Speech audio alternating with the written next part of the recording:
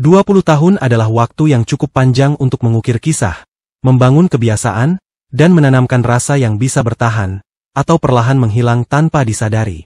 Bagi Alfian dan Tasya, 20 tahun itu telah menjelma menjadi rutinitas yang nyaris beku, tanpa gairah, tanpa kejutan, dan tanpa jeda untuk kembali jatuh cinta. Setiap pagi, rumah kecil mereka di pinggiran kota akan menyambut bunyi derit pintu tua, dentingan piring dan gelas dari dapur, dan suara langkah kaki Alfian yang menuju kamar mandi sebelum berangkat kerja. Tak ada ucapan selamat pagi yang hangat, tak ada pelukan mesra, tak ada mata yang saling menatap seperti dulu saat semuanya masih baru. Hanya kebisuan yang akrab. Seolah rumah itu telah mengenal irama hambar dari penghuninya dan tak lagi berharap ada sesuatu yang berbeda. Alfian bekerja sebagai tukang bangunan. Tubuhnya legam terbakar matahari, kukunya keras oleh semen, dan lututnya mulai nyeri saat naik tangga. Ia bukan lagi pria muda yang dulu memikat Tasya dengan senyum malu-malu dan semangat hidup yang meluap. Kini, ia hanya lelaki parubaya yang pulang dengan seragam kerja kusam dan keringat yang meresap hingga ke tulang. Tasya, di sisi lain, menghabiskan hari-harinya di rumah. Membersihkan, memasak, menunggu, dan mengulang semuanya lagi keesokan harinya. Rambutnya yang dulu tebal dan mengilap kini ditutupi kerudung lusuh, dan wajahnya lebih banyak menunjukkan kelelahan dibandingkan harapan. Cinta yang dulu menggelora perlahan memudar dalam kabut tanggung jawab. Anak-anak mereka telah besar dan tinggal di luar kota. Rumah terasa lebih sunyi dari sebelumnya. Malam-malam mereka diisi dengan suara televisi yang tak benar-benar ditonton, dan ranjang mereka tak lagi menjadi tempat berbagi cerita, melainkan hanya tempat tidur yang kebetulan dipakai oleh dua orang yang sama. Alfian tak pernah mengeluh secara terang-terangan. Ia tidak marah, tidak pula menunjukkan tanda-tanda protes. Tapi hatinya mulai terasa kosong. Seolah ada lubang kecil yang perlahan tumbuh di dalam dada, menyedot sisa-sisa kebahagiaan yang pernah ia miliki. Ia mulai menatap kehidupan orang lain, membandingkan, membayangkan bagaimana jika takdir membawanya pada jalan berbeda. Hingga suatu hari, ia mendapat proyek renovasi di sebuah kawasan elit di kota. Rumah besar itu milik seorang janda muda bernama Sarah.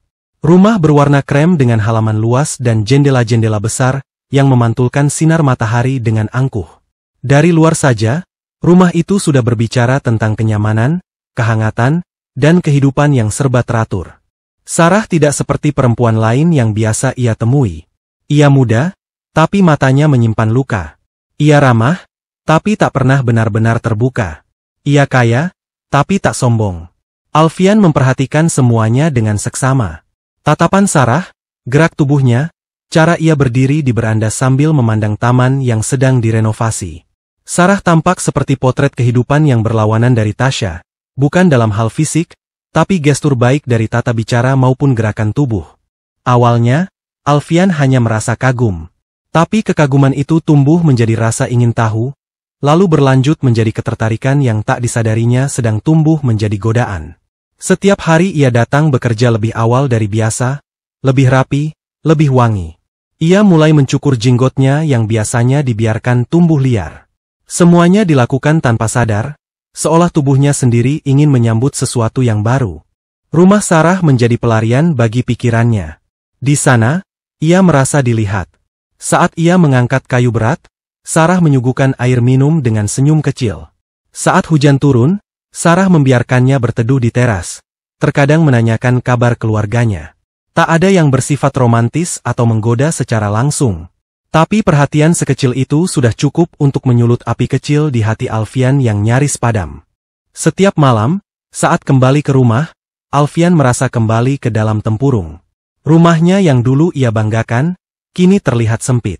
Dindingnya kusam, lampunya redup, dan penghuninya terlihat lelah. Tasya seperti bayangan dari masa lalu yang terlalu akrab.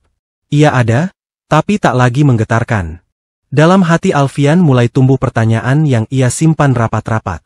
Apakah cinta harus tetap dipaksakan meski rasanya telah hilang? Apakah kesetiaan hanya soal kebiasaan? Dan bukan lagi soal perasaan? Apakah salah jika seseorang menginginkan sedikit warna setelah 20 tahun hidup dalam abu-abu? Hari-hari berikutnya berjalan dalam konflik batin yang makin terasa. Alfian tak pernah berselingkuh. Ia tahu batas, dan ia tahu siapa dirinya. Tapi pikirannya mulai bermain-main. Ia mulai membayangkan hidup yang berbeda, duduk bersama Sarah di ruang tamu luas, tertawa, berbagi cerita. Ia mulai membandingkan senyum Sarah yang lembut dengan wajah Tasha yang selalu tampak khawatir. Ia mulai merindukan sesuatu yang sebenarnya belum pernah ia miliki. Sementara itu, Tasha tetap menjalani hari-harinya dengan cara yang sama. Ia tidak tahu bahwa suaminya kini lebih sering termenung di kamar mandi, bahwa ia membawa pulang aroma parfum wanita lain di balik baju kerjanya. Ia mengira semua masih baik-baik saja, meski di hatinya pun sebenarnya ada rasa hampa yang tak pernah ia bicarakan. Ia hanya tak tahu bagaimana cara memulai percakapan tentang kehampaan. Dalam sunyi rumah mereka, dua jiwa yang pernah saling mencinta kini berjalan di jalur masing-masing. Mereka masih tidur di ranjang yang sama, tapi mimpi mereka telah berbeda. Mereka masih duduk di meja makan yang sama, tapi lidah mereka tak lagi mencicipi rasa yang sama. Cinta mereka telah menjadi seperti dinding tua rumah itu, masih berdiri, tapi mulai retak di sana-sini. Alfian tahu bahwa ia sedang berdiri di persimpangan. Ia bisa memilih tetap tinggal, menjalani hidup seadanya bersama istri yang telah setia menemaninya 20 tahun. Atau ia bisa membiarkan dirinya jatuh dalam godaan, menjelajahi kehidupan baru yang tampak lebih menggoda, lebih hidup. Tapi ia juga tahu, bahwa setiap pilihan membawa konsekuensi, dan cinta, betapapun hambarnya, tetap menyimpan jejak kenangan yang tak mudah dihapus. Sarah tetap menjadi misteri. Alfian tidak tahu apakah perempuan itu menyadari ketertarikannya, atau apakah Sarah hanya bersikap baik karena rasa hormat. Tapi yang pasti, Sarah telah membuka mata dan hati Alfian akan kemungkinan hidup yang berbeda. Bukan sekadar perselingkuhan, tapi pengkhianatan terhadap waktu yang telah ia lewati bersama Tasha. Di akhir bulan, proyek renovasi hampir selesai. Alfian mulai merasa gelisah. Ia tak tahu apakah ia merasa sedih karena akan berpisah dari rumah mewah itu, atau dari sosok Sarah yang menjadi cahaya kecil dalam hidupnya yang suram. Ia juga mulai merasa bersalah. Bukan karena ia telah melakukan sesuatu yang salah secara nyata, tapi karena hatinya mulai berpaling tanpa izin. Hati Alfian dipenuhi dilema. Ia tahu, kebosanan bukan alasan yang adil untuk mengkhianati seseorang yang telah bertahan bersamanya melewati suka dan duka. Tapi ia juga manusia. Ia lelah menjadi bayangan dari dirinya sendiri, lelah menjalani hidup yang seolah hanya tinggal menunggu usia tua tanpa makna. Sementara itu, Tasha mulai menyadari perubahan kecil pada suaminya. Caranya berpakaian, cara ia mematut diri di cermin sebelum berangkat kerja, bahkan caranya memandangi langit-langit kamar saat malam tiba. Tapi Tasha memilih diam. Ia tidak ingin tahu jika jawabannya akan melukai. Ia lebih memilih berpura-pura semua masih sama, bahwa cinta mereka masih bisa diselamatkan hanya dengan waktu dan kesabaran. Namun waktu tak selalu menjadi penawar. Kadang, waktu hanya memperjelas luka yang selama ini tak tampak. Dan dalam diam itu, dua hati perlahan menjauh, meski berada di bawah atap yang sama. 20 tahun bukan waktu yang sebentar. Tapi waktu, tanpa usaha dan perasaan, hanya menjadi angka yang mencatat perjalanan tubuh, bukan hati. Dan di usia pernikahan yang ke-20 ini, Alfian dan Tasha menemukan bahwa cinta bisa menjadi rumah, tapi juga bisa menjadi penjara. Tergantung siapa yang tinggal di dalamnya dan apa yang mereka perjuangkan. Rumah besar bergaya kolonial itu berdiri megah di ujung kompleks, dipagari tembok tinggi dengan gerbang besi hitam yang menjulang kokoh. Alfian pertama kali melihat Sarah saat perempuan itu membuka pintu dengan senyum ramah, mengenakan gaun longgar berwarna krem dan sandal rumah dari bulu sintetis. Sarah memiliki kecantikan yang anggun, bukan kecantikan mencolok seperti gadis kota yang biasa Alfian lihat di iklan ponsel, tapi kecantikan yang menenangkan, mata besar teduh, kulit putih bersih, dan gerak tubuh yang lemah lembut. Usianya belum genap 30, tapi caranya bicara seperti perempuan matang yang pernah melalui banyak luka. Pak Alfian, bisa tolong periksa bagian loteng? Katanya sambil memegang punggung tangannya sendiri.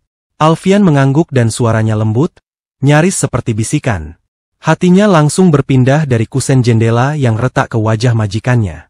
Sejak hari itu, Alfian bekerja dengan semangat luar biasa. Ia datang lebih pagi, pulang lebih sore, dan selalu mencari cara untuk berlama-lama di rumah Sarah. Ia menawarkan perbaikan tambahan tanpa bayaran, mengecat ulang pagar, membersihkan kebun belakang, bahkan membantu menata ulang ruang tamu. Sarah tidak banyak menolak. Kadang dia mengucapkan terima kasih dengan membawa teh melati hangat dan sepiring kue kecil. Obrolan mereka semakin sering, meski tetap singkat dan formal. Tapi bagi Alfian, setiap menit adalah anugerah. Di rumah, Tasya mulai curiga.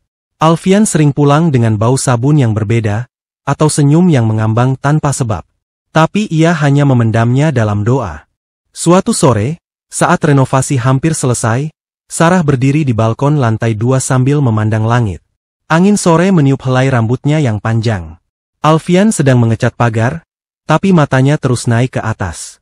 Bu Sarah, mau saya bantu bawa pot bunga ke balkon? Boleh, tapi jangan khawatirin saya, Pak Alfian. Saya sudah terbiasa mengerjakan semua sendiri. Kata-kata itu menghantam hati Alfian. Ia seperti melihat pintu yang sedikit terbuka. Perempuan seindah itu, sendiri. Mungkin, pikirnya, Tuhan sedang memberi kesempatan kedua dalam hidupnya. Namun Alfian sadar diri. Pakaiannya selalu lusuh, motornya butut, dan wajahnya sudah mulai digerogoti usia. Ia tahu, seberapapun ia berusaha, ia tetap hanya tukang bangunan. Sementara Sarah, hidup di dunia lain. Tapi justru rasa rendah diri itulah yang mulai menumbuhkan niat gila. Jika tidak bisa menembus dinding kesenjangan dengan logika, mungkin ada jalan lain, jalan yang gelap dan tak seharusnya ditempuh. Alfian belum tahu, tapi benih itu sudah ditanam di hatinya. Sejak Sarah menjadi lebih akrab padanya, pikiran Alfian semakin kacau. Setiap malam, ia membayangkan senyum lembut perempuan itu, bayangan tubuhnya yang samar di balik tirai, dan aroma parfumnya yang tertinggal di pegangan tangga kayu. Bayangan itu terbawa hingga tidur, kadang menyusup ke mimpi yang membuatnya bangun dengan napas berat dan dada sesak.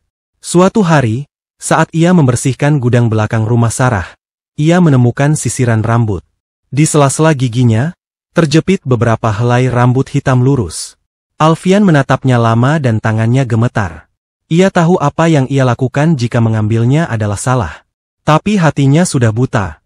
Ia mengambil rambut-rambut itu dan menyelipkannya ke dalam kantong bajunya. Detik itu juga, langkahnya sudah menapaki jalan yang tak bisa ia putar balik. Malamnya, Alfian duduk termenung di beranda rumah. Tasya sudah tidur, dan malam terasa lebih sunyi dari biasanya. Ia memandangi langit dan bertanya pada dirinya sendiri, apakah semua ini salah? Tapi lalu ia teringat pada senyum Sarah, pada kata-katanya yang lembut, dan keyakinan itu kembali tumbuh. Beberapa hari kemudian, ia menemukan pakaian dalam bekas Sarah tergantung di jemuran lantai atas, saat sedang mengecat atap. Saat itu tak ada siapa-siapa di rumah. Sarah pergi sebentar untuk belanja. Ada 2 helai pakaian dalam yang menggantung, 1 berenda merah, 1 lagi putih tipis. Alfian berdiri mematung di depan jemuran. Angin sore berhembus lembut, mengibaskan kain-kain itu seolah menggoda. Sekali lagi, pikirannya dibayangi bisikan gelap. Ia menengok ke bawah, memastikan tak ada yang melihat, lalu dengan cepat meraih 1 pakaian dalam dan menyembunyikannya di balik baju kerjanya. Sore itu, Alfian pulang lebih cepat. Ia tidak bicara sepatah kata pun pada Tasya. Ia hanya menyimpan benda-benda curiannya dengan hati-hati di kotak tua di bawah ranjang. Sejak itu, ia mulai mencari tahu tentang ilmu pengasihan. Bukan dari internet, tapi dari kenalan lama di kampung yang pernah bercerita soal dukun pengasih. Nama itu terus terngiang di kepalanya, Ki Sulaiman. Malam itu, ketika hujan turun tipis dan angin bertiup lembut di luar jendela, Alfian mengunci pintu kamar, lalu membuka kembali kotak tua di bawah ranjang. Di dalamnya, 2 helai rambut dan 1 celana dalam bekas terlipat rapi seperti benda suci. Ia memandangi ketiganya, lalu dengan suara pelan berbisik. Aku akan memilikimu, Sarah, apapun caranya. Langit malam tampak kelabu, bulan bersembunyi di balik awan tebal. Hanya cahaya redup dari lampu jalan yang menemani langkah Alfian menuju sebuah rumah reot di pinggiran desa. Rumah itu dikelilingi semak liar dan pohon beringin besar yang tampak menjulang seperti penjaga. Di dalamnya tinggal seorang lelaki tua yang pernah disebut-sebut temannya, Ki Sulaiman, dukun yang dikenal bisa mengikat hati siapapun dengan pengasihan. Dengan napas ragu, Alfian mengetuk pintu kayu lapuk itu 3 kali. Tak lama, terdengar suara berat dari dalam. Masuk saja, Alfian. Aku sudah tahu kau akan datang. Alfian menelan ludahnya dan jantungnya berdetak lebih cepat. Ia mendorong pintu itu perlahan. Aroma kemenyan dan tanah basah menyambutnya. Di dalam ruangan, hanya ada satu lampu minyak yang menggantung di langit-langit, menciptakan bayangan berputar-putar di dinding bambu. Ki Sulaiman duduk bersila di atas tikar pandan. Wajahnya keriput, matanya menyala dalam cahaya temaram. Di depannya, ada dupa menyala, mangkuk tanah liat berisi cairan hitam, dan seekor ayam hitam yang terikat kedua kakinya. Bawa apa yang kuminta? Alfian mengeluarkan bungkusan dari kantong dalam jaketnya. Ia menyerahkan 2 helai rambut dan 1 pakaian dalam berenda merah. Ki Sulaiman tersenyum dan berkata, Kau sudah menempuh jalan yang tak bisa kau putar kembali. Tapi kalau itu yang kau inginkan.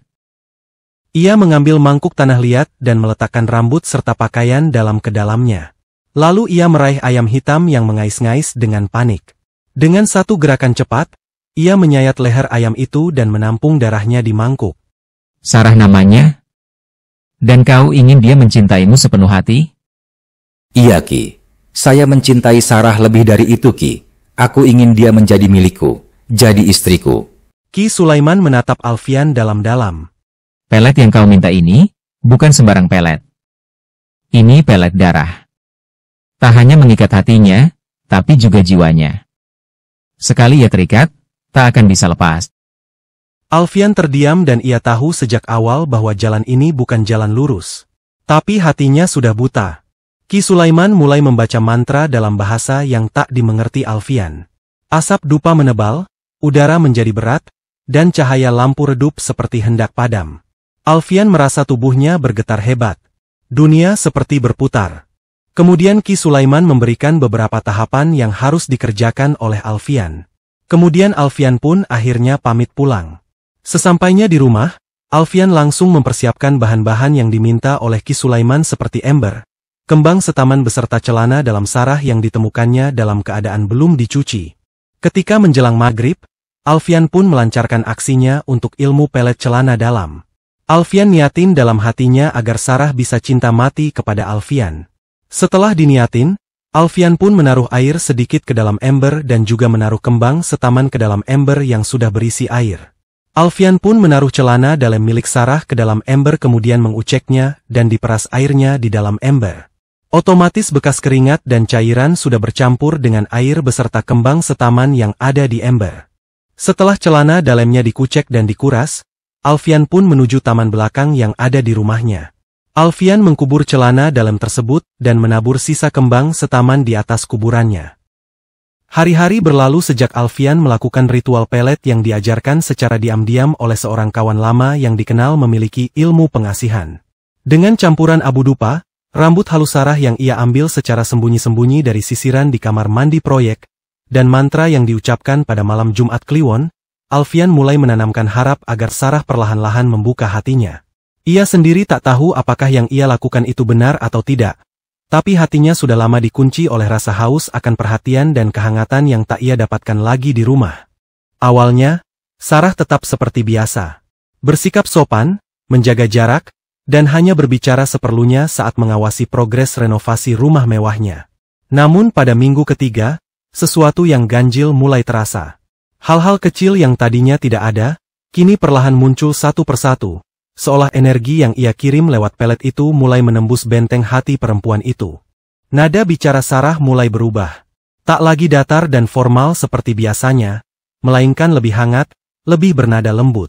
Ucapan yang sebelumnya cepat dan ringkas, kini mengalun pelan, seolah memberi ruang bagi Alfian untuk menyerap maknanya. Tatapan matanya pun tak secepat dulu menghindar. Jika dulu Sarah hanya melirik sekilas lalu kembali sibuk dengan gawai atau pekerjaannya, kini pandangan itu kerap bertahan lebih lama, tidak mencurigakan, tapi cukup untuk menyalakan bara kecil di dada Alfian. Gerak tubuh Sarah pun berubah. Ia menjadi lebih sering berdiri di dekat Alfian saat memeriksa hasil kerja. Lengannya kadang bersentuhan singkat, bukan secara sengaja, tapi juga tak terlihat sebagai kebetulan murni. Ketika ia berjalan melewati Alfian, ada aroma lembut dari tubuhnya yang sengaja tertinggal lebih lama di udara. Ia bahkan pernah menyentuh pundak Alfian dengan ringan, semacam gestur yang dulu tak pernah terjadi. Sentuhan kecil yang mengguncang keyakinan Alfian bahwa semua ini hanyalah sugesti. Pakaian Sarah juga tampak lebih mencolok, meski tetap dalam batas kesopanan. Gaun-gaun longgar rumahannya kini memberi kesan lebih feminin. Warna-warnanya lebih terang, pilihan lipstik lebih merah muda, dan rambutnya lebih sering terurai. Jika sebelumnya Sarah seperti mematikan sisi wanitanya, kini ia perlahan membiarkannya hidup kembali, dan Alfian merasa menjadi pusat dari kebangkitan itu. Yang paling mengejutkan adalah caranya menyambut Alfian setiap pagi. Biasanya hanya berupa anggukan kepala singkat dari kejauhan, kini menjadi kemunculan langsung di beranda dengan senyum samar di bibir. Sarah bahkan sempat membawakan kopi dalam gelas keramik mahal dari dapurnya sendiri, sebuah gestur yang, bagi Alfian, lebih berarti daripada 1000 kata. Sikap tubuh Sarah kini seperti menyimpan rahasia yang ingin dibagi, namun belum dicari pemicunya. Ia berdiri sedikit lebih dekat, berjalan sedikit lebih perlahan, dan mengucapkan kata-kata dengan jeda yang cukup panjang untuk ditafsirkan sebagai perhatian tersembunyi. Setiap kalimat darinya kini terdengar seperti undangan untuk mendekat, meski tak pernah diucapkan dengan gamblang. Alfian mulai merasa mabuk dalam permainan halus ini. Ilmu pelet yang ia anggap sebagai jalan pintas itu tampaknya bekerja perlahan tapi pasti. Hatinya diliputi campuran antara kegembiraan dan rasa bersalah dan ia tahu bahwa ini bukan cara yang benar. Tapi batinnya telah haus terlalu lama untuk menolak air segar yang tiba-tiba mengalir dari arah yang tak disangka. Setiap hari terasa seperti kemenangan kecil bagi Alfian. Ia mencatat setiap perubahan Sarah dalam ingatannya, dari gelengan kepala yang lebih pelan, hingga cara perempuan itu tertawa kecil pada hal-hal sepele. Ia tak pernah mendapat itu lagi dari Tasya. Dan sekarang, dengan bantuan kekuatan tak kasat mata, ia merasa seperti kembali menjadi laki-laki yang dicintai, dihargai, dan diinginkan. Hari-hari bergulir tanpa henti. Apa yang semula hanya seperti percikan, kini telah menjelma menjadi nyala api yang tak terbendung. Kedekatan Sarah dan Alfian tumbuh seperti akar liar yang menyusup dalam-dalam ke dasar hati dan pikiran. Jika dahulu hanya sekadar senyum dan tatap mata yang lembut, kini keintiman mereka sudah mencapai titik di mana batas kesopanan menjadi garis kabur yang tak lagi diindahkan oleh hati yang tergoda. Alfian mulai sering tinggal lebih lama di rumah Sarah, bahkan saat pekerjaannya telah selesai. Ia berdalih memeriksa kualitas bangunan, padahal ia hanya ingin berlama-lama menghirup udara yang mengandung aroma Sarah.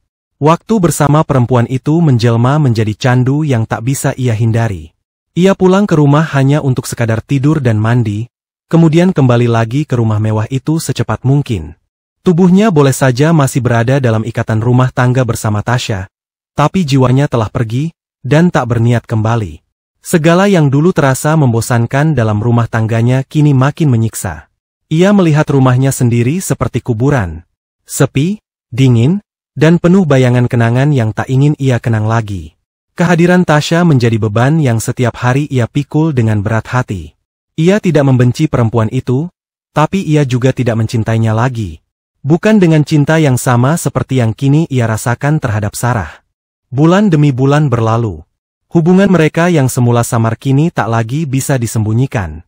Sarah mulai bersikap seperti perempuan yang memiliki hak atas Alfian, bukan dalam arti kepemilikan, tapi dalam energi yang ia pancarkan. Ia memberi perhatian yang penuh, mengatur hal-hal kecil dalam kehidupan Alfian, bahkan mulai menyentuh sisi emosionalnya dengan lembut namun tajam. Di hadapan Sarah, Alfian merasa muda kembali, merasa berarti, merasa seperti pria sejati yang dicintai tanpa syarat. Namun cinta, terutama cinta yang lahir dari ketergantungan batin dan tubuh, tidak pernah cukup hanya dengan perhatian. Ia menuntut kepastian. Ia menuntut bentuk. Dan pada suatu titik yang sudah lama Alfian rasakan akan datang, Sarah pun menyampaikan keinginannya. Bukan secara gamblang, tapi melalui sikap, isyarat, dan getaran dari setiap geraknya yang penuh makna. Alfian menangkapnya dengan jelas. Sarah tidak ingin menjadi pelengkap dari kehidupan orang lain. Ia ingin menjadi pusat. Ia ingin menjadi istri, bukan sekadar perempuan yang hadir di sela-sela waktu terlarang. Alfian pun mulai berpikir serius. Di usia yang telah mencapai pertengahan hidup, ia merasa tak punya banyak waktu untuk menunda kebahagiaan. Ia telah mengorbankan terlalu banyak rasa demi mempertahankan sesuatu yang hambar. Kini, di depan matanya ada kehidupan baru yang lebih berwarna, lebih berdenyut. Maka keputusan itu pun muncul, bukan dalam satu malam, tapi perlahan, dari rangkaian keinginan yang tak pernah berhenti berbisik di dalam dada. Ia ingin menikahi Sarah. Niat itu ia bawa dalam benaknya selama beberapa minggu. Ia menimbang, merenung, bahkan bermimpi tentangnya. Hingga akhirnya, pada suatu sore yang basah oleh hujan kecil, Alfian menyampaikan maksudnya kepada Sarah. Bukan lewat kata, tapi lewat sikap dan tindakan yang tak bisa disalahpahami. Sarah menerima niat itu dengan sorot mata yang berbeda, mata yang tidak hanya memancarkan harapan, tetapi juga ketegasan. Cinta, bagi Sarah, bukan tempat untuk berbagi. Dan jika Alfian ingin melangkah ke pelaminan bersamanya, maka hanya ada satu syarat. Ia harus meninggalkan masa lalunya sepenuhnya. Itu berarti menceraikan Tasya. Syarat itu menampar batin Alfian lebih keras dari yang ia bayangkan. Ia tahu bahwa semua ini mengarah ke sana, tapi mendengarnya secara tegas di hadapan perasaan yang telah membuncah membuat pikirannya seolah terhenti. Tasya bukan musuhnya. Ia adalah perempuan yang telah menemaninya sejak hidup masih tentang beras, utang warung, dan impian kecil. Tapi cinta yang dulu mereka bangun bersama, kini telah menjadi reruntuhan yang tak lagi bisa didirikan kembali. Malam itu, Alfian pulang ke rumah dengan langkah yang berat. Bukan karena ragu pada Sarah, melainkan karena bayangan wajah Tasya yang akan remuk oleh pengkhianatan yang sudah ia biarkan tumbuh subur. Tapi keputusannya telah bulat. Syarat dari Sarah adalah harga dari kehidupan baru yang telah ia dambakan, dan ia siap membayarnya. Sementara di rumah, Tasya belum tahu bahwa hidupnya akan segera berubah selamanya. Desas-desus jarang datang dari langit. Ia selalu lahir dari mata yang melihat dan mulut yang terlalu lama diam. Di lingkungan tempat Alfian dan Tasya tinggal, segala sesuatu yang menyimpang dari kebiasaan akan cepat menjadi bahan gumaman. Apalagi jika itu menyangkut seorang suami yang tiba-tiba berubah dalam diam, pulang semakin larut, sikap semakin dingin, dan tatapan yang seperti kosong saat berbicara dengan istrinya. Tasya, yang selama 20 tahun hidup bersama Alfian, tentu bukan perempuan bodoh. Ia mulai merasakan keganjilan itu sejak bulan-bulan awal proyek renovasi rumah mewah tempat suaminya bekerja. Tapi sebagai istri, ia menahan segala prasangka. Ia percaya bahwa lelahnya suaminya hanyalah karena beban kerja, dan dinginnya sikap hanyalah hasil dari usia pernikahan yang panjang. Namun pelan-pelan, kenyataan mulai mengepung dari luar rumah mereka. Para tetangga mulai berbisik saat Tasya melewati gang sempit menuju warung. Ada yang pura-pura menyapa tapi menyimpan tatapan iba, ada pula yang mencoba membicarakan hal lain namun tak bisa menyembunyikan kegelisahan di balik senyum basa-basi. Bisik-bisik itu akhirnya berubah menjadi peringatan samar. Seorang tetangga yang cukup dekat menyampaikan bahwa suaminya sering terlihat berlama-lama di rumah seorang janda muda di kompleks mewah pinggir kota. Beberapa warga bahkan mengaku pernah melihat keduanya keluar bersama, bukan seperti pekerja dan pemilik proyek, tapi seperti sepasang kekasih yang tak ingin dunia tahu mereka ada. Tasya hanya tersenyum waktu mendengarnya, tapi senyum itu lebih seperti topeng daripada ekspresi hati. Malamnya, ia menangis dalam diam, tak tahu apakah yang ia takutkan benar-benar sedang terjadi, atau hanya kecemasan yang terlalu jauh dibawa oleh rasa cinta yang menua. Hari demi hari, Tasya mulai mengamati perubahan kecil yang selama ini ia abaikan. Baju kerja Alfian yang lebih rapi dari biasanya, sisa aroma parfum mahal yang tak ia kenali, dan ponsel suaminya yang kini tak pernah jauh dari genggaman. Ia mulai mencatat waktu pulang yang semakin tak teratur, alasan-alasan yang makin mengada-ada, dan jarak fisik yang makin terasa walau tubuh mereka berada di ruangan yang sama. Lalu datanglah hari itu, hari di mana Tasya seperti ditampar oleh dunia yang sudah terlalu lama menyembunyikan luka. Ia tak sengaja melewati pusat perbelanjaan dekat kompleks tempat proyek suaminya berada. Di sana, dari kejauhan, matanya menangkap sosok yang tak asing yaitu Alfian. Bersama seorang perempuan muda yang anggun, berjalan berdampingan si Sarah. Tapi bukan hanya itu. Mereka tidak sekadar berjalan bersama. Mereka berpegangan tangan, erat dan hangat, seperti pasangan yang tak peduli akan tatapan sekitar. Dunia Tasya seolah berhenti. Suasana hiruk-pikuk mal menghilang begitu saja. Yang tertinggal hanya detak jantungnya yang menghantam keras dada, dan nafasnya yang terasa seperti tercekik. Kakinya gemetar, tapi matanya tetap terpaku. Ia tak bisa bergerak, tak bisa berteriak, tak bisa menangis. Ia hanya berdiri, menjadi saksi dari pengkhianatan yang tak lagi bisa disangkal. Tidak ada penjelasan, tidak ada keraguan. Pemandangan itu terlalu jelas. Ia melihat sorot mata suaminya yang selama ini mati saat memandangnya, kini hidup ketika melihat perempuan lain. Ia melihat tangan yang dulu menggenggamnya saat bersumpah setia di pelaminan, kini menggenggam tangan lain dengan hangat yang tak pernah ia rasakan lagi. Tasya pulang dengan tubuh yang masih gemetar. Langkahnya seperti tanpa arah, pikirannya kosong. Semua yang ia tahan selama ini akhirnya runtuh. Semua bisik tetangga, semua keganjilan, semua firasat, semuanya kini menemukan bentuknya. Sebuah kebenaran yang menyakitkan, tapi tak bisa dibantah lagi. Di dalam rumahnya sendiri, malam terasa lebih sunyi daripada liang kubur. Dinding-dinding rumah yang dulu menjadi saksi cinta dan perjuangan, kini hanya menjadi saksi dari kesepian yang datang menggulung tanpa jeda. Dan dalam diamnya, Tasya tahu bahwa badai yang sesungguhnya belum dimulai. Hari itu datang lebih cepat dari yang Tasya bayangkan. Setelah berminggu-minggu hidup dalam bayangan ketakutan dan perasaan dikhianati, Alfian akhirnya mengambil langkah yang tak bisa lagi ditarik kembali. Sebuah langkah dingin yang ia bungkus dalam narasi ketegasan, padahal sejatinya ia hanya sedang mengakhiri sesuatu yang tak lagi ia inginkan. Pagi itu, Alfian pulang dengan wajah tegang. Tidak ada basa-basi, tidak ada senyum pura-pura. Ia langsung duduk di ruang tamu dengan ekspresi kaku, seolah semua empati telah dikikis habis oleh keputusannya. Di tangannya ada map tipis berisi kertas yang telah ditandatangani. Kertas itu bukan sekadar dokumen, tapi pisau yang siap menebas 20 tahun kehidupan mereka tanpa ampun. Tasya melihatnya, dan hatinya langsung merasa nyeri. Ia tahu ini bukan kedatangan biasa. Ada aura dingin yang menyelimuti rumah hari itu, seperti kabar duka yang tak perlu diumumkan dengan kata-kata. Dan benar saja, tak lama kemudian Alfian menyampaikan maksudnya, bahwa ia ingin mengakhiri pernikahan mereka. Bahwa semuanya sudah tidak bisa diperbaiki. Bahwa ia telah memutuskan untuk pergi. Ucapan itu menghantam Tasya seperti badai yang menghancurkan segalanya dalam sekejap. Perempuan itu membeku, lalu meledak dan suasana rumah yang semula hening berubah menjadi ladang pertempuran batin dan air mata. Tasya tak mampu menahan amarahnya. Ia melemparkan apa saja yang terjangkau, dari bantal hingga figura-figura lama. Ia berteriak, menangis, memaki dalam jerit yang tak terdengar oleh dunia luar tapi mengguncang seluruh isi rumah. Amukan itu bukan karena ia lemah, tapi karena ia merasa dihancurkan tanpa diberi kesempatan membela diri.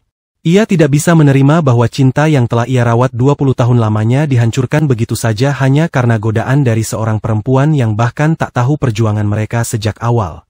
Ia tidak bisa menerima bahwa tubuh yang telah ia rawat, makanan yang telah ia siapkan, dan malam-malam panjang yang telah ia habiskan untuk menemani suaminya, semua itu tak lagi berarti apa-apa. Alfian tetap tenang, setenang orang yang sudah lama merencanakan kepergiannya. Ia menerima semua amukan itu tanpa melawan.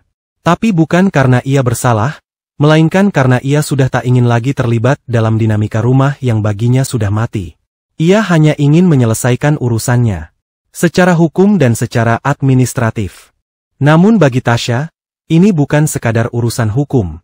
Ini soal harga diri, tentang pengkhianatan, tentang luka yang tak bisa dihapus dengan tanda tangan.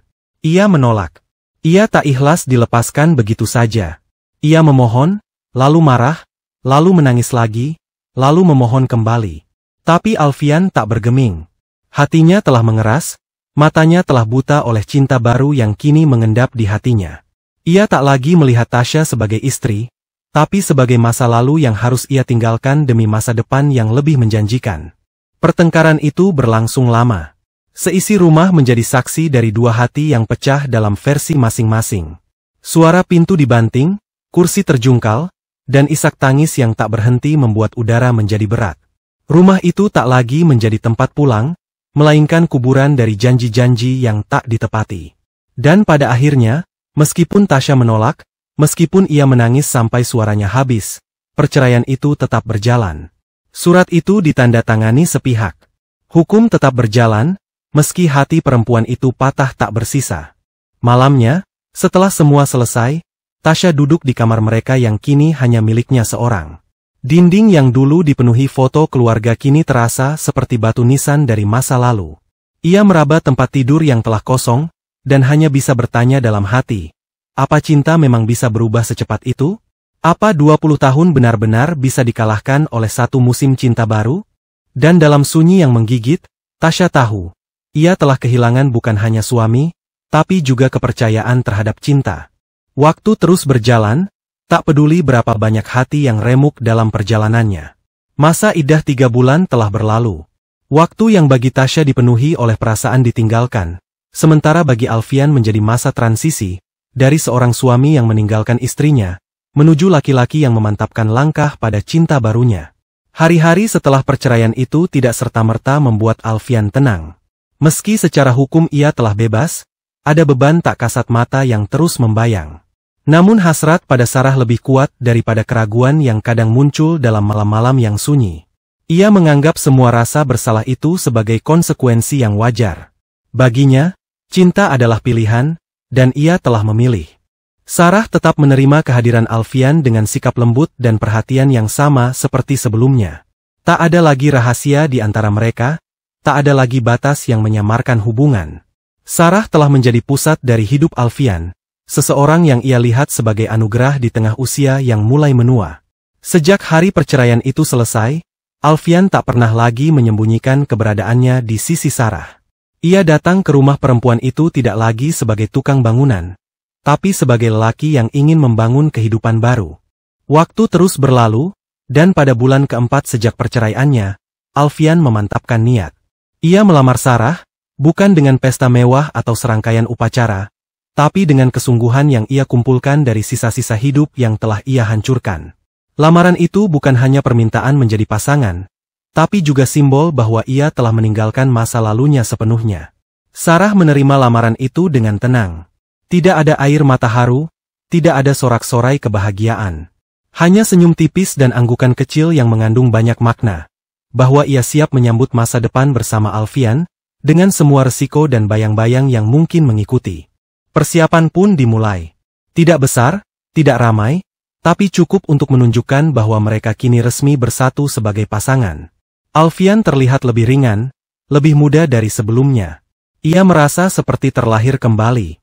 Hidupnya yang selama ini terasa statis kini penuh warna dan gairah. Sarah memberikan apa yang tidak lagi ia dapat dari Tasya.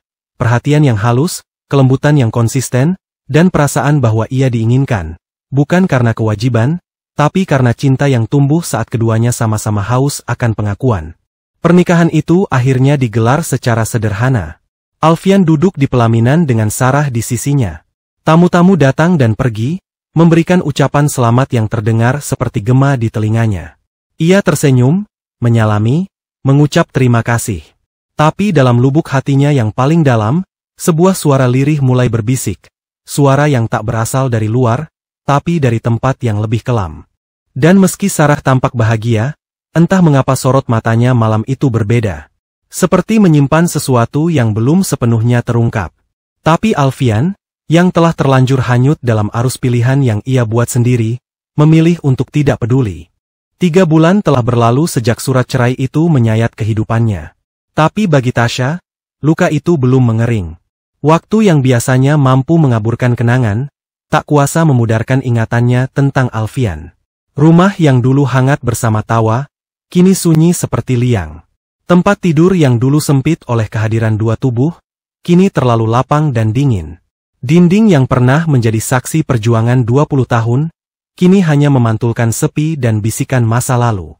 Setiap malam, Tasya masih terbangun dengan mata sembab. Kadang ia masih berharap pintu akan diketuk, dan Alfian muncul di ambangnya dengan rasa sesal. Tapi pagi selalu datang dengan kekosongan yang sama. Ia tahu, kenyataan itu tidak akan berubah. Alfian telah menikah lagi, dan bukan dengannya. Perasaan ditinggalkan bukan satu-satunya yang menyiksa. Yang lebih menyakitkan adalah perasaan tak adil. Ia merasa telah dikhianati, ditukar oleh perempuan yang lebih muda, lebih segar, dan lebih kaya. Perempuan yang bahkan tak ikut membangun kehidupan dari nol seperti dirinya.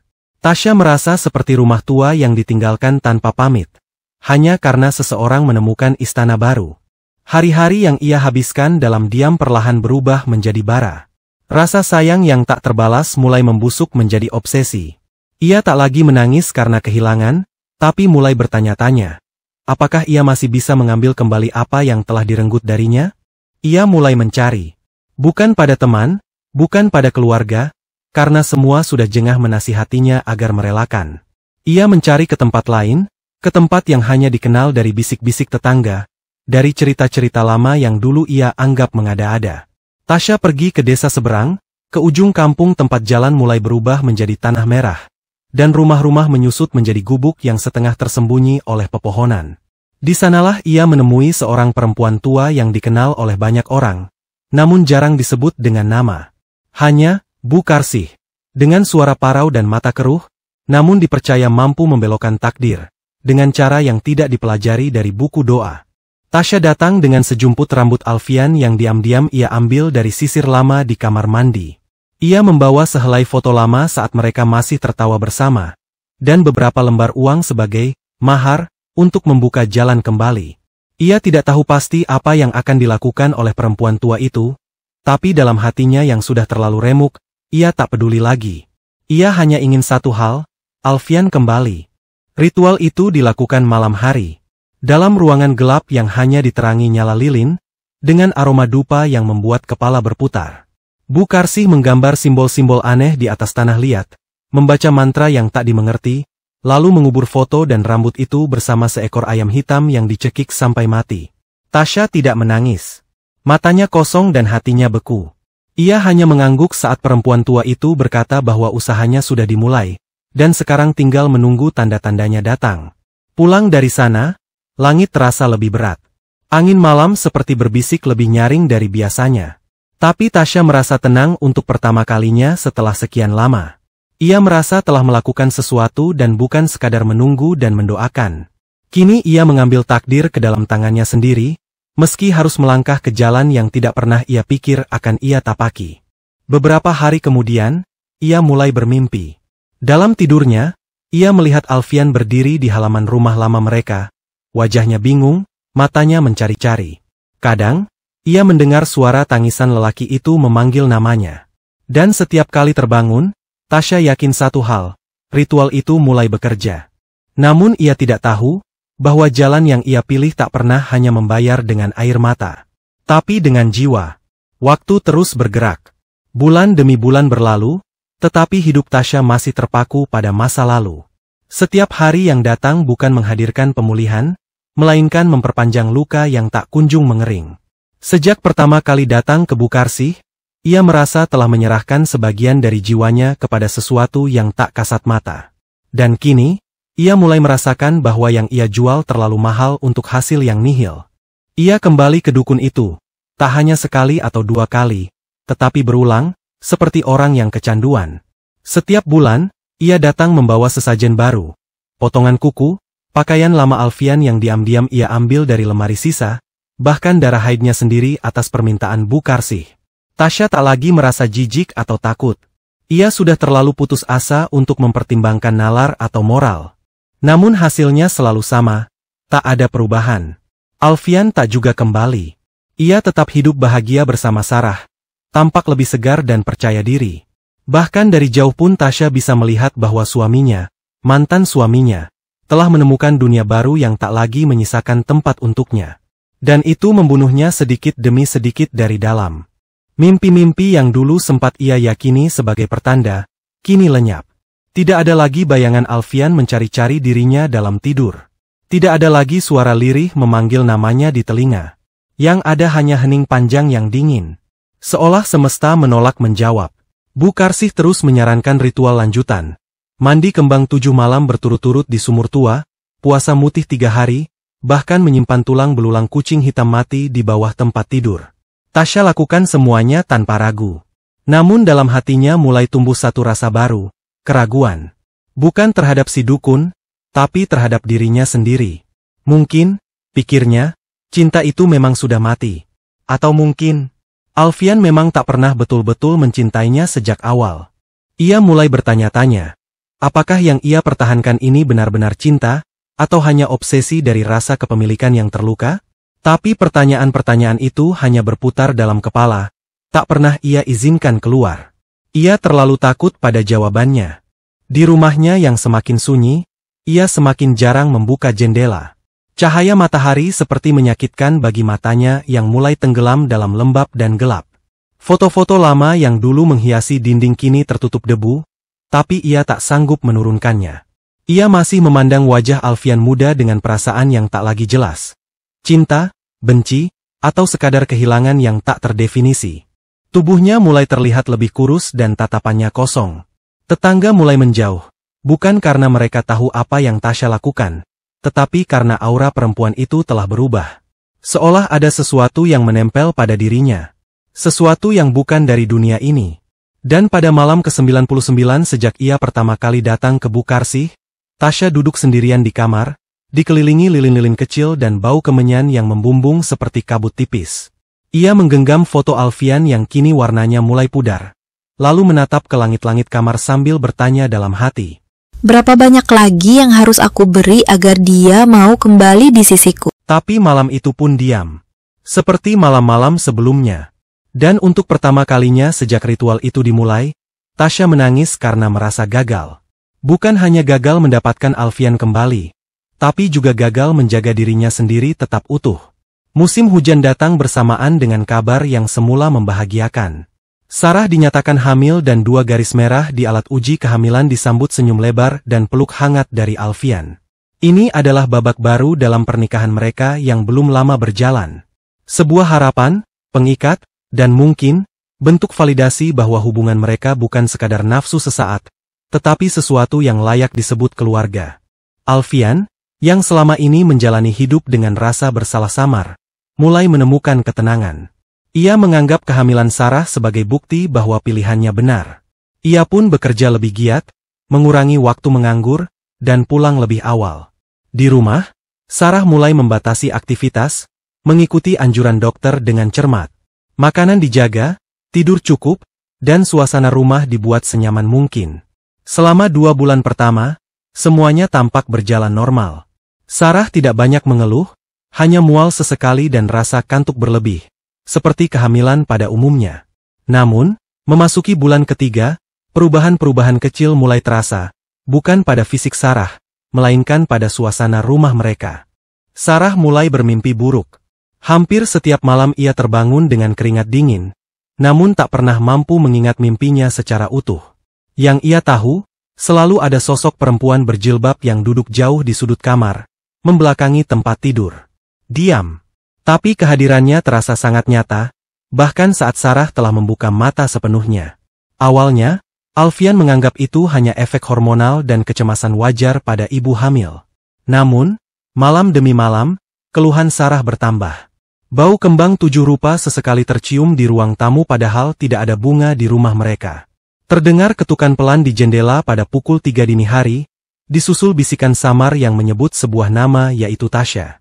Pada malam keempat setelah mimpi itu mulai datang, Sarah memeluk perutnya erat-erat, gemetar, merasa dingin yang tidak wajar meski cuaca tidak terlalu sejuk. Ia mulai merasa bahwa ada sesuatu dalam kandungannya yang tidak lagi tumbuh dalam kehangatan, tetapi dalam ketakutan. Ia menangis tanpa sebab, merasa benci pada dirinya sendiri, lalu menatap Alfian dengan pandangan curiga, seolah lelaki itu membawa kutukan dari masa lalu. Alfian mulai gelisah. Ia merasa semua ini mungkin adalah hasil dari dosa yang tak pernah ia akui sepenuhnya. Ia tak pernah menceritakan pada Sarah bahwa Tasya, mantan istrinya, pernah memohon untuk tak diceraikan. Ia juga tak pernah mengatakan bahwa rumah tangga mereka berakhir dalam luka yang membekas dalam. Dan sekarang, luka itu seolah berdarah kembali, namun kali ini dalam bentuk yang lebih menyeramkan. Memasuki 4 bulan usia kandungan Sarah. Satu malam, ia terbangun dari tidur dengan nyeri hebat. Dara mengalir deras membasahi kasur. Alfian panik, membawanya ke rumah sakit dalam keadaan setengah sadar. Tapi semuanya sudah terlambat. Dokter mengatakan janin sudah tak bernyawa sebelum mereka tiba. Tidak ditemukan sebab yang jelas, tidak ada kelainan medis, tidak ada trauma fisik. Hanya rahim yang tiba-tiba kehilangan daya ikatnya. Sarah hancur dan ia mengurung diri selama beberapa hari, menolak berbicara bahkan kepada Alfian. Wajahnya yang dulu cerah berubah suram. Perutnya memang sudah kosong, tetapi jiwanya terasa lebih hampa dari sebelumnya. Ia merasa telah kehilangan lebih dari sekadar bayi. Ia merasa dirampas, seperti ada yang merenggut janinnya dengan penuh kebencian. Dan Alfian, yang selama ini menutup pintu pada masa lalu, mulai menyadari satu hal. Apapun yang ia tinggalkan di belakang, tak pernah benar-benar berhenti mengikuti. Ia mulai teringat pada pandangan kosong Tasya terakhir kali mereka bertengkar. Pada mata penuh dendam yang tak mengeluarkan air mata, hanya diam yang menyimpan amarah. Kini, kehidupan barunya bersama Sarah sudah tercemar. Harapan mereka telah terkubur bahkan sebelum sempat menangis pertama kali. Tasya mungkin tidak berhasil mendapatkan Alfian kembali. Tapi ia mulai berhasil merenggut apa yang paling berharga dari hidup Alfian. Kehilangan itu meninggalkan celah yang tak bisa ditambal oleh waktu maupun kata-kata. Sarah menjadi pendiam, lebih sering menatap kosong ke arah jendela daripada menyapa hari. Ia menolak disentuh, bahkan oleh Alfian. Dinding rumah yang dulu penuh canda kini hanya memantulkan gema kesedihan. Tidak ada tawa. Tidak ada suara televisi. Tidak ada percakapan. Bagi Alfian, rasa bersalah menggumpal menjadi kabut yang menyesakkan dada. Ia merasa telah menyeret Sarah ke dalam dunia yang terkutuk. Semua keputusan yang pernah ia anggap wajar kini terasa seperti deretan dosa yang membuahkan balasan pelan tapi pasti. Namun di balik rasa bersalah itu, ada satu keinginan kuat, memperbaiki segalanya. Ia ingin melihat Sarah tersenyum lagi. Ia ingin mendengar suara calon bayi kembali berdegup dari dalam rahim istrinya. Ia ingin meyakinkan diri bahwa kehidupannya yang baru masih bisa diperjuangkan. Malam itu, ia mengemudikan motor ke pinggiran desa, ke tempat yang jauh dari sorotan lampu kota. Di sana, di tengah pepohonan rimbun dan kabut tipis, berdiri sebuah rumah panggung tua yang diselimuti aura kelam. Tempat itu bukan sekadar rumah biasa, melainkan milik seorang dukun pria yang dikenal dengan nama Ki Sumarta, seseorang yang pernah menolongnya dulu, ketika ia ingin membuat Sarah jatuh cinta. Kini ia kembali, tapi tujuannya berbeda, agar Sarah bisa hamil lagi, secepat mungkin. Ki Sumarta menerimanya dengan tatapan kosong dan senyum tipis yang mengisyaratkan bahwa ia sudah tahu maksud kedatangan Alfian bahkan sebelum lelaki itu berbicara. Alfian menyerahkan sejumlah uang dan seikat sesajen seperti yang diminta dalam pesan singkat sebelumnya. Bunga kantil putih, darah ayam jantan, dan sehelai pakaian dalam milik Sarah. Ritual dilakukan malam itu juga. Alfian duduk bersila di hadapan api kecil yang menghitamkan langit-langit rumah. Ki Sumarta melantunkan mantra dengan suara serak, menaburkan abu di udara, dan membakar nama-nama yang ditulis di kertas daun lontar. Asap membumbung seperti roh yang terlepas dari tubuhnya. Kemudian, dukun itu menyuruh Alfian menggenggam sebotol cairan berwarna kehitaman yang diberi nama pengikat benih. Cairan itu harus diteteskan ke makanan atau minuman Sarah tanpa sepengetahuannya. Dan setelah itu, malam berikutnya, Alfian diminta menanam sesaji di bawah pohon beringin mati di pemakaman tua, sebuah pengorbanan kecil untuk membuka jalan rahim. Alfian tak banyak bertanya. Ia hanya mengangguk, menerima semuanya seperti orang yang tenggelam dan akan memeluk apapun agar tidak karam. Beberapa hari setelah ritual, Sarah mulai merasa aneh. Tubuhnya lemas tapi perutnya terasa hangat. Ia mulai merasa lapar secara tidak wajar. Dan ketika akhirnya melakukan tes kehamilan karena terlambat haid, 2 garis merah itu muncul lagi. Alfian nyaris menangis dan ia memeluk Sarah dengan erat, seolah keajaiban datang menebus segalanya. Tapi di balik pelukannya, ada satu hal yang mengganggu pikirannya, bukan soal kehamilan itu sendiri, melainkan tentang apa yang ia bayar kali ini untuk mendapatkannya. Karena seperti yang pernah dikatakan Ki Sumarta sebelum ia pulang. Hidup bisa ditanam, Alfian, tapi tumbuhnya bisa lain bentuknya. Ingat itu baik-baik. Waktu terus berjalan. Dari hari ke hari, tubuh Sarah kembali menggembung, seperti bumi yang perlahan membentuk isi baru di dalamnya. Setelah keguguran tragis beberapa bulan lalu, kehamilan ini terasa seperti mukjizat bagi pasangan itu. Tak ada hal yang lebih mereka harapkan selain melihat buah cinta mereka lahir ke dunia dengan selamat. Alfian berubah menjadi sosok yang jauh lebih perhatian. Ia mengantar Sarah ke pemeriksaan rutin, menyiapkan makanan sesuai anjuran bidan, bahkan menyiapkan kamar bayi dengan cat biru pucat dan boneka kayu yang ia buat sendiri. Ia ingin membuktikan pada dunia, atau mungkin pada dirinya sendiri, bahwa kali ini ia tidak akan gagal lagi. Sarah sendiri tampak lebih tenang. Namun sesekali ia masih dikejar mimpi-mimpi aneh yang tak ia ceritakan pada siapapun. Dalam tidurnya, ia melihat jalan panjang yang tak berujung, dengan pohon-pohon hitam tanpa daun, dan suara bayi menangis dari kejauhan. Selalu dari kejauhan, tak pernah terlihat wujudnya.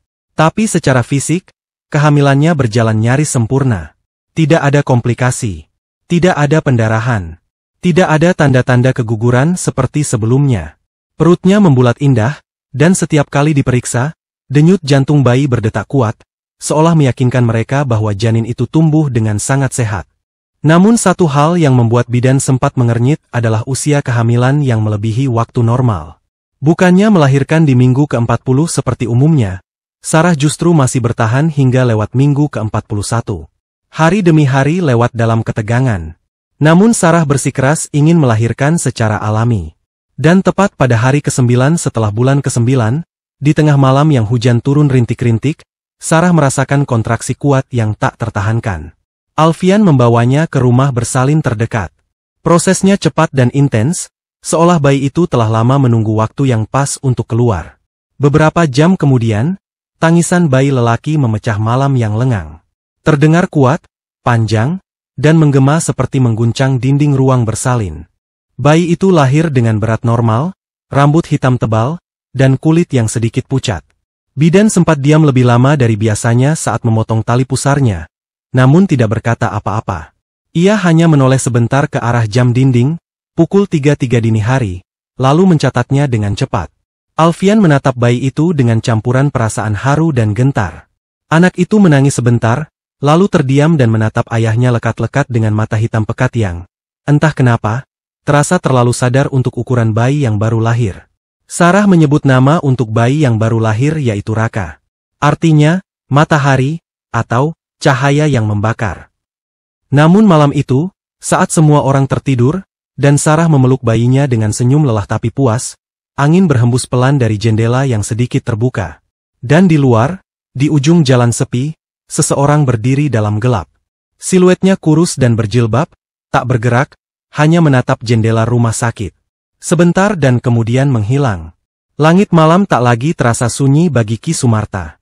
Ia duduk bersila di dalam bilik bambu yang remang, tubuhnya dikelilingi asap dupa yang mengambang seperti kabut di dasar sungai Keramat. Sejak beberapa malam terakhir, ia merasakan gelombang tak kasat mata yang tak wajar. Getaran halus dari dunia lain menghantam batas pagarnya. Bukan hanya aura buruk, tapi kiriman. Sebuah serangan mistis yang ditujukan ke salah satu orang yang pernah ia bantu.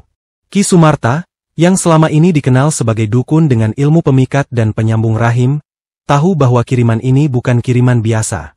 Tidak sekadar santet, tidak sekadar pengasihan hitam, tapi rajah dendam yang ditanam dalam-dalam. Sesuatu yang lahir dari doa penuh kebencian, dikencangkan oleh hati yang dirusak pengkhianatan. Ia mengambil kendi tua dari bawah meja dan mulai membaca mantra. Di dalam kendi itu, air tidak lagi jernih, ia berubah warna menjadi kehitaman, dan gelembung kecil naik ke permukaan seperti air yang menggigil ketakutan.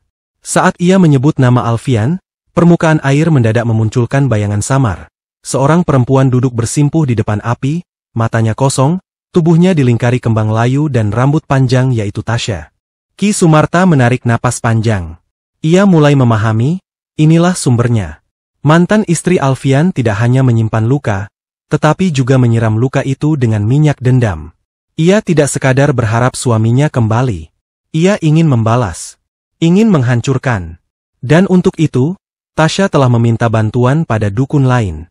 Seorang perempuan tua dari pesisir yang dikenal dengan nama Nyi Mertasih. Wanita itu ahli dalam ilmu pembalik nasib, namun bayarannya selalu mahal. Bukan sekadar uang atau barang, tapi jiwa yang harus rela tergadai. Ki Sumarta tidak bisa tinggal diam.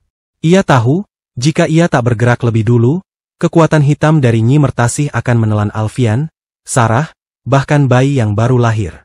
Maka malam itu, ia membentangkan kain hitam berisi simbol-simbol kuno, menyusun sesajen yang tak lazim, darah burung hantu, kuku bayi ular, dan segenggam tanah kuburan perawan. Ia membaca mantra pembalik kiriman. Tidak untuk menghancurkan, tapi untuk mengembalikan semua energi yang dikirimkan ke arah Alfian, kepada si pengirimnya. Angin berhenti sejenak saat mantra itu selesai. Rumahnya sunyi. Bahkan jangkrik pun tak berbunyi. Tapi di kejauhan, di langit yang seharusnya gelap, ada kilatan cahaya yang tidak berasal dari petir, melainkan dari tabrakan dua kekuatan gaib yang selama ini bersembunyi di balik doa-doa dan pengorbanan. Di malam yang sama, di sebuah rumah sederhana di ujung desa, Tasya terbangun dengan teriakan mengerikan. Tubuhnya kejang, matanya mendelik, dan dari mulutnya keluar darah bercampur serpihan bunga kering. Dukun yang menolongnya, Nyi Mertasih, berusaha menenangkan dengan mantra, tapi saat ia menyentuh Tasya, api menyala di sekitar lingkaran garam tempat mereka duduk. Tidak ada yang selamat. Esok harinya, warga desa menemukan rumah Nyi Mertasih hangus sebagian. Di dalamnya hanya ada 2 jasad. Perempuan tua dengan mulut ternganga penuh arang gosong, dan seorang wanita muda yang tubuhnya melengkung kaku membentuk posisi seperti orang yang tengah melindungi perut dari tusukan dalam mimpi buruk.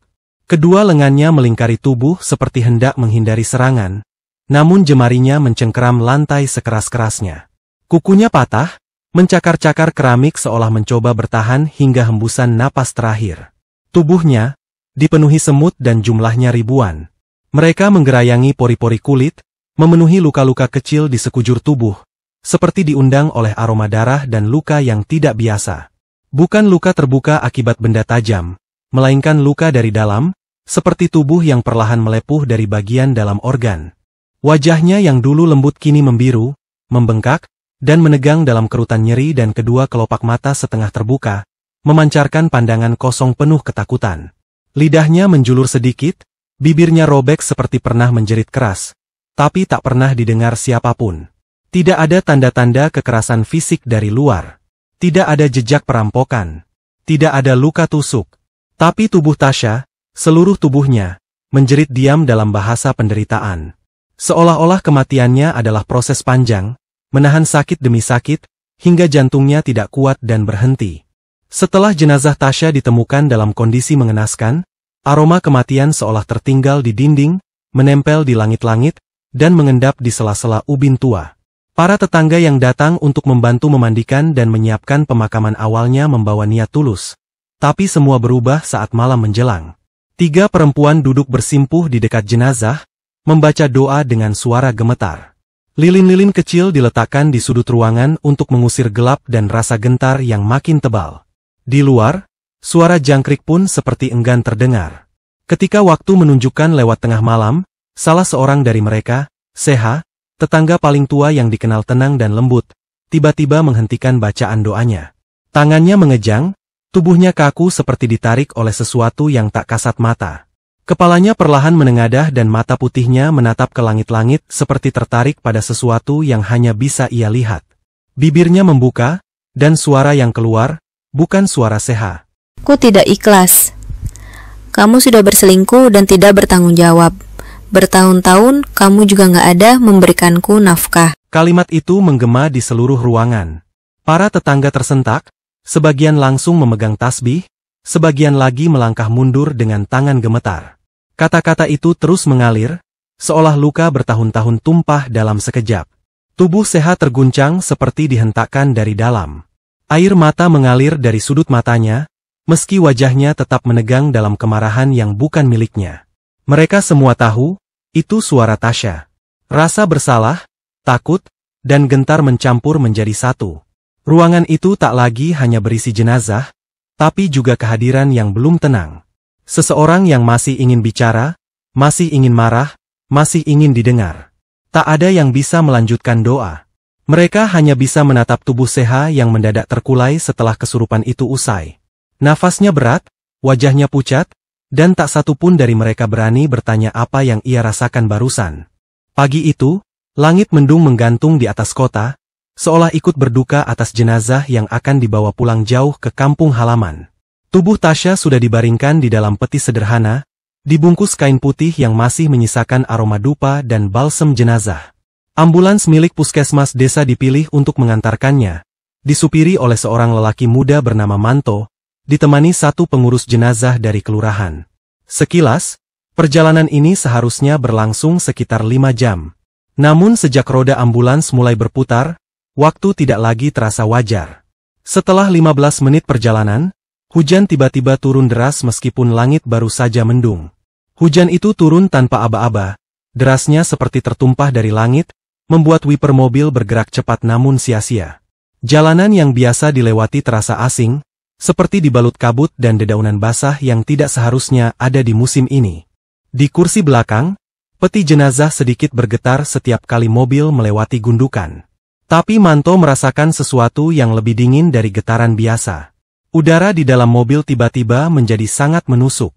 AC dalam mobil sebenarnya mati. Namun kedinginan yang ia rasakan membuat jari-jarinya mati rasa. Napasnya mulai mengembun di kaca depan. Pengurus jenazah yang duduk di sebelahnya hanya diam. Tapi sorot matanya sudah tidak nyaman sejak mobil melewati jembatan kecil pertama. Saat itu, mereka mendengar bunyi ketukan dari arah peti. Pelan dan 3 ketukan. Lalu hening. Manto berpikir mungkin itu karena jalan berlubang. Namun saat mobil melintas di jalan halus, ketukan itu terdengar lagi. Kali ini lebih jelas. 1, 2, 3, 4.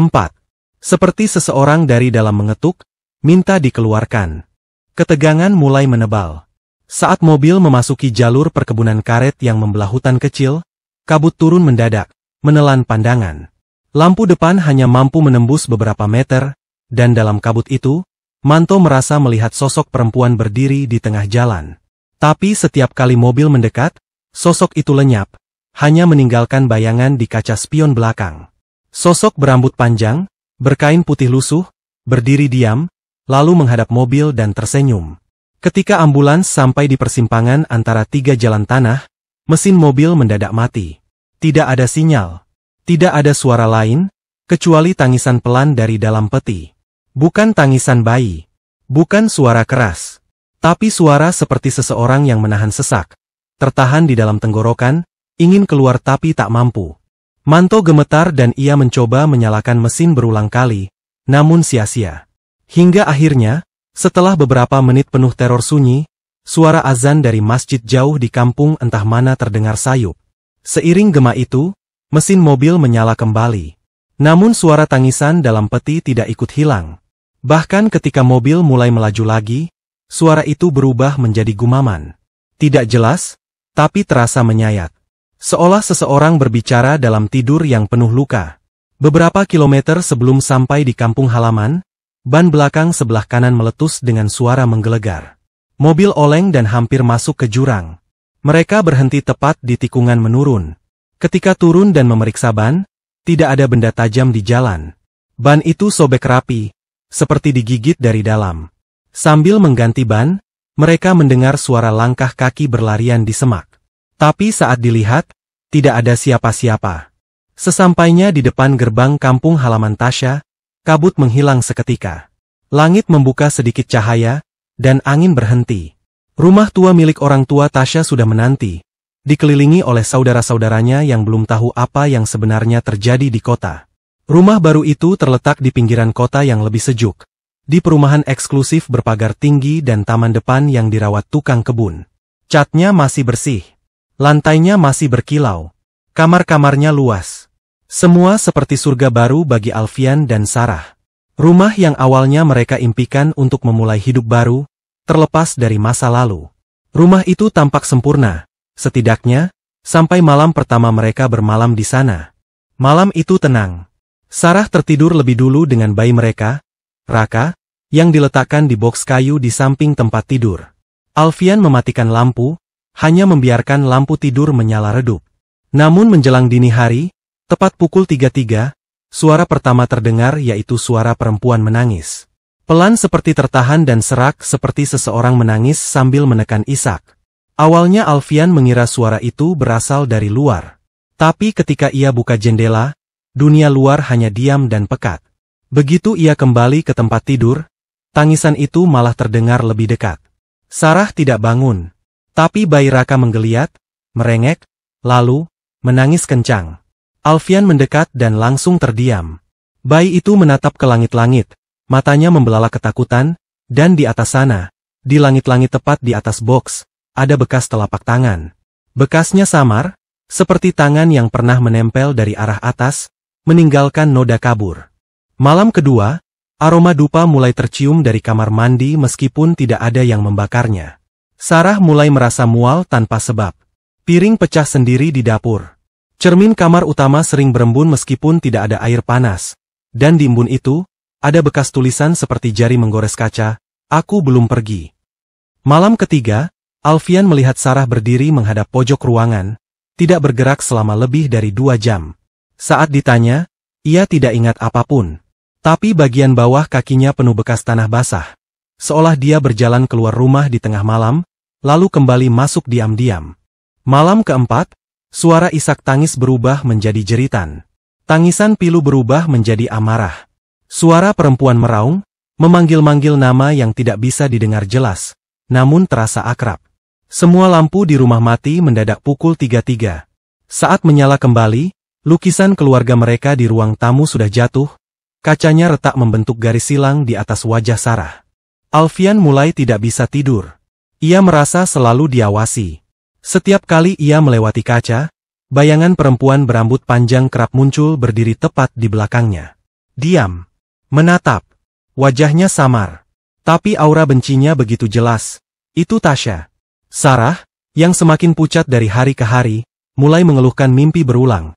Dirinya dikunci di kamar sempit, sementara seseorang berdiri di luar jendela, mengetuk-ngetuk kaca dengan kuku patah yang masih berdarah. Dan pada malam ke-7, suasana rumah membeku. Udara menjadi dingin seketika, dan seluruh ruangan dipenuhi suara tawa cekikikan perempuan. Tawa yang berubah jadi isakan, lalu menjadi jeritan panjang. Semua pintu terbanting sendiri. Televisi menyala menampilkan siaran statis. Di tengah suara gemuruh itu, terdengar langkah kaki menyeret kain, dari loteng yang tidak pernah mereka buka. Saat Alfian naik dan menyalakan lampu loteng, ia melihat boneka bayi tergeletak di tengah ruangan, dikelilingi kelopak bunga kamboja kering dan gumpalan rambut hitam. Dan dinding kayu di belakang boneka itu, penuh goresan kuku. Begitulah arwah Tasha kembali, tidak dengan tubuh, tapi dengan amarah yang menolak dipendam. Rumah baru itu telah ia tandai karena cinta yang dicuri tidak akan pernah menjadi rumah yang tenang. Malam demi malam, rumah yang dulu tampak seperti surga perlahan berubah menjadi penjara. Suasana hangat dan nyaman kini digantikan oleh bayang-bayang dingin dan ketakutan. Alfian tak pernah benar-benar tidur. Matanya cekung, tubuhnya kurus, dan pikirannya penuh dengan suara-suara yang tak seharusnya ia dengar. Arwah Tasha belum pergi, tapi bukan hanya itu yang menggerogoti kewarasannya. Sejak menikah dengan Sarah, hidupnya memang naik kelas. Rumah besar, mobil pribadi, rekening bank yang tebal. Namun semua itu bukan miliknya. Ia hanya menumpang nama. Hartanya adalah harta warisan Sarah, perempuan muda janda kaya yang jatuh ke pelukannya bukan karena cinta murni, tapi karena pelet dan permainan hitam yang dulu ia lakukan. Dan kini, rasa puas itu sudah mengering. Berganti dengan sesuatu yang lebih gelap, keserakahan. Hari-hari terakhir ini, Sarah semakin aneh. Wajahnya makin pucat. Ia sering duduk termenung di dekat jendela, menatap kosong keluar rumah. Kadang tertawa pelan sendiri. Kadang bicara dalam bahasa yang bukan miliknya. Dan malam-malamnya dipenuhi jeritan, kadang dalam suara perempuan lain, yang lebih tua, lebih serak, lebih menyayat. Alfian tahu arwah Tasha sedang mencengkeram Sarah dari dalam. Harta, rumah, mobil serta tabungan dan bahkan surat tanah warisan orang tuanya di luar kota yang baru saja ia ketahui. Semua itu bisa beralih padanya. Asal Sarah mati sebelum warisan dibagi ulang ke keluarga besarnya. Pikiran itu tak langsung meledak menjadi niat. Tapi ia tumbuh pelan-pelan, seperti akar racun yang merambat dari bawah tanah, mencari celah. Setiap kali Alfian melihat Sarah duduk sendirian, lemah, ia teringat betapa mudahnya itu bisa dilakukan. Cukup didorong dari tangga. Cukup diberi ramuan sedikit demi sedikit. Cukup dibuat seolah bunuh diri karena tekanan batin. Ia mulai membuka-buka kembali buku-buku dukun lama yang dulu pernah ia simpan. Tentang cara membuat kematian terlihat wajar. Tentang membuat orang gila perlahan hingga tak ada yang mencurigai. Semakin ia membaca, semakin hatinya digerogoti oleh kemungkinan. Semua ini bisa selesai dengan satu langkah. Ada malam di mana ia memegang pisau dapur, berdiri cukup lama di depan kamar Sarah yang tertidur lelap bersama bayi mereka. Tapi ia tidak bisa melangkah masuk. Ada pagi di mana ia menatap obat tidur dalam genggamannya, hampir menuangkannya ke teh Sarah. Tapi tangannya gemetar hebat, seolah ditahan oleh sesuatu yang tidak terlihat. Dan setiap kali ia merasa cukup kuat untuk melakukannya, tiba-tiba suara bayi mereka menangis keras, dan di dalam tangis itu, ia mendengar dua suara sekaligus. Satu suara bayi dan satu suara perempuan. Alfian tak bisa makan, tak bisa tidur, tak bisa berpikir lurus. Tubuhnya lemah, tapi pikirannya berperang. Antara cinta yang sudah mati, antara harta yang menggoda, antara dosa yang menanti. Hingga pada suatu malam, ia menatap Sarah yang sedang tertidur sambil memeluk Raka. Wajahnya pucat, tapi damai. Di wajah itu, ia melihat sekilas bayangan Tasya. Di mata itu, ia melihat pantulan dirinya, seperti orang asing. Dan malam itu, Alfian tidak jadi membunuh Sarah. Tapi bukan karena ia berubah. Bukan karena ia insaf. Tapi karena ia terlalu takut kalah dari arwah yang terus menunggunya di sisi gelap. Namun ia tahu, selama ia masih bernapas, Tasya tidak akan berhenti.